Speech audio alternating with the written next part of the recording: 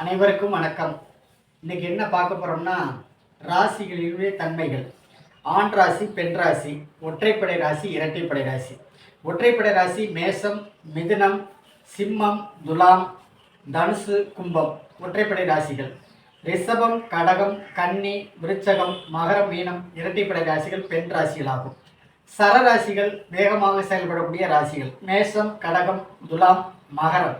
சிரராசிகள் மிதமாக செயல்படக்கூடிய ராசிகள் ரிஷபம், சிம்மம், விருச்சகம், கும்பம்.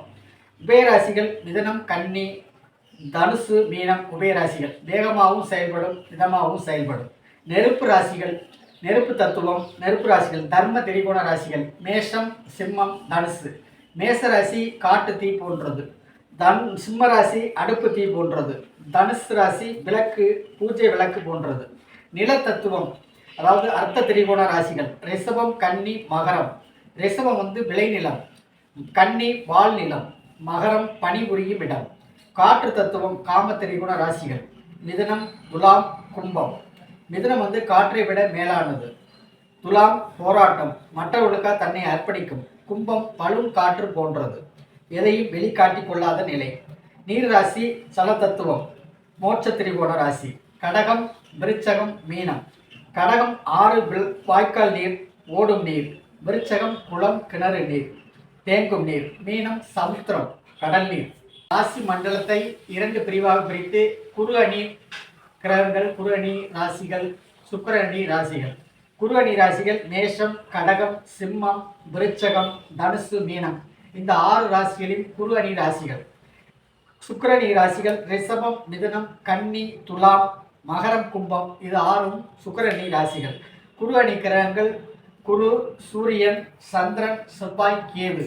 சுக்கிரன் அணி கிரகங்கள் சுக்கிரன், சனி, புதன், ராகு. பாவகம், பாகவத்தை வீடுன்னு சொல்லலாம், ஒரு பாவகம் என்றும் சொல்லலாம். முதல் ஸ்தானம் லக்கணத்திலிருந்து முதல் ஸ்தானம், இதன் வீட்டு அதிபதி லக்கணாதிபதி ஆவார்.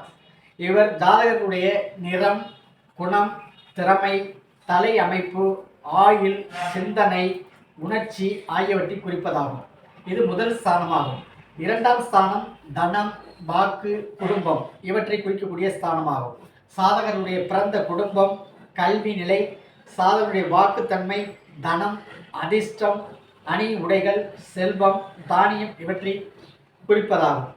மூன்றாம் ஸ்தானம் அதாவது சகோதர ஸ்தானம் என்று சொல்லப்படுகிறது. இளைய சகோதரம் தைரியம், வீரியம், வெற்றி, எண்ணம், எழுத்து, இசை, காது நோய், தேகபலம், போகசக்தி இவற்றை குறிக்கும், புகழ் இவற்றை குறிப்பதாகும்.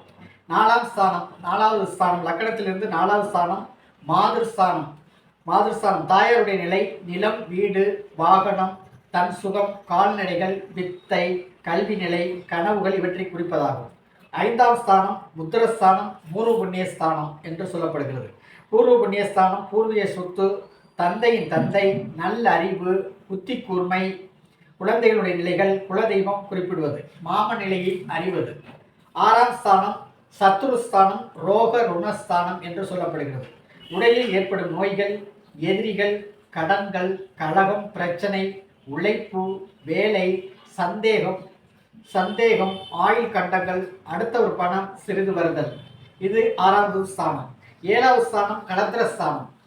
வரக்கூடிய கணவன் அல்லது மனைவி, குணம், திறமை, நண்பர்கள், சிற்றின்பம், விவாக காலம், தொழில் பார்ட்னர் இவற்றை குறிப்பதாகும்.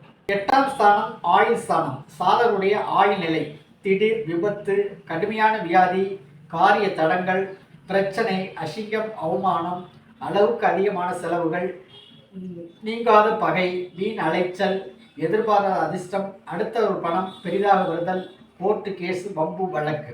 9ஆம் ஸ்தானம் பிதுர்ஸ்தானம். தந்தையுடைய நிலை, தந்தையின் பாக்கியம், தர்மம், குலபிருத்தி, தகப்பன் சொத்து, ஆலய திருப்பணி, ஞானமார்க்க ஈடுபாடு இவற்றை குறிப்பதாகும். 10வது ஸ்தானம் கர்மஸ்தானம், தொழில் ஸ்தானம் என்று சொல்லப்படுகிறது. தொழில் விருத்தி, உயர் பதவி, சுய மரியாதை, பிரபான கீர்த்தி, புகழ் இவற்றை குறிப்பதாகும். 11ஆம் ஸ்தானம் லாபஸ்தானம். மூத்த சகோதரம், இளைய மனைவி, தொழில் லாப நஷ்டங்கள், அறிவு, ஞானம், சேவை மனப்பான்மை இவற்றை குறிப்பதாகும். 12வது ஸ்தானம் விரயஸ்தானம், படுக்கை சுகம், நித்திரை சுகம், செலவினங்கள், தேவையில்லாத செலவு, தியாகம், பண செலவு செய்து சுபமடைதல் இவற்றை குறிப்பதாகும்.